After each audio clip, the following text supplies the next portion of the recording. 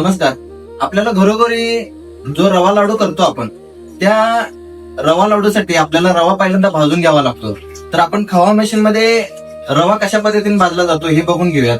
रवा लाडू करण्यासाठी पहिला मशीन मध्ये आपण तूप टाकलेलं आहे. आता काका त्याच्यामध्ये रवा टाकत आहेत.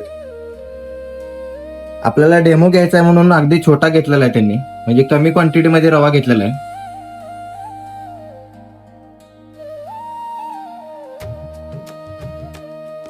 मशीन मध्ये भाजल्यामुळे सुपर क्वालिटी लाडू होतात, खुसखुशीत.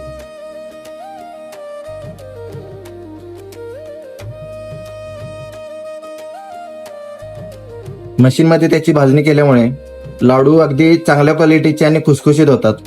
त्याला आपण इथं उभारून हलवण्याची काही गरज नाही.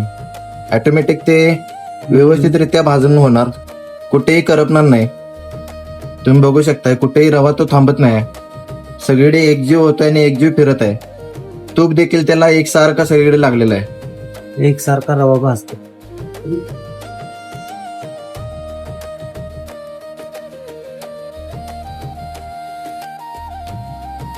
काका, तर आता तुम्ही याच्यामध्ये रवा भाजणी करायला लागलाय लाडूसाठी. तर ह्याच प्रकारे आपल्या खवा मशीन मध्ये अजून कुठल्या कुठल्या प्रकारे भाजणी होऊ शकतात, जरा थोडक्यात सांगा आम्हाला. आता हे बघताय तुम्ही, रवा लाडूची भाजणी मी भाजत आहे. बरोबर आहे. अशाच पद्धतीने तुम्ही बेसन लाडू तुपातले करू शकता. याच पद्धतीने उडदाचे तुपातले लाडू ह्याच मशीनवर भाजणी करून उडदाचे लाडू पण करू शकता.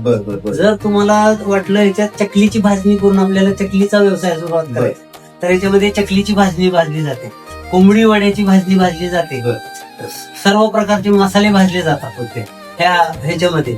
धना पावडर जर तुम्हाला बनवायचं असेल, एक नंबरची क्वालिटी याच्यामध्ये भाजून धना लागतो. आणि जिरा पावडर बनवायची असेल तर याच्यामध्ये जिरा भाजून तुम्ही जिरा पावडर करून व्यवसाय सुरुवात करू शकता. क्वालिटी आहे मशीन. आणि मशीन कशी वाटली आणि किती वर्ष घेतलाय तुम्ही? 15 वर्षे झाली हे मशीन घेऊन. काय मेंटेनन्स त्याला?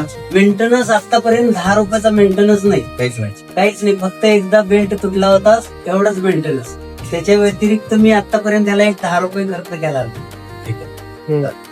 तर आता काकांनी सांगितल्याप्रमाणे बऱ्यापैकी ज्या भाजणीच्या प्रोडक्ट जे आहेत, म्हणजे रवा भाजणी असू दे, बेसन असू दे, धना असू दे, जिरा असू दे, कुठल्याही प्रकारची भाजणी असेल तर ह्या मशीनवरती तुम्ही मसाले उत्कृष्ट प्रकारे करू शकताय, असं काकांचं म्हणणं आहे. आणि करून दाखवतात ते. यांचा व्यापच तेवढा आहे. आणि त्यांना पावडर पण ज्या बऱ्यापैकी लागतात, त्या पावडरीसाठी जे लागणार, जसं की धना पावडर असेल तर धने पहिल्यांदा याच्यावरती भाजून घेतात आणि ते पावडर आपल्या मशीन मध्ये करून घेतात.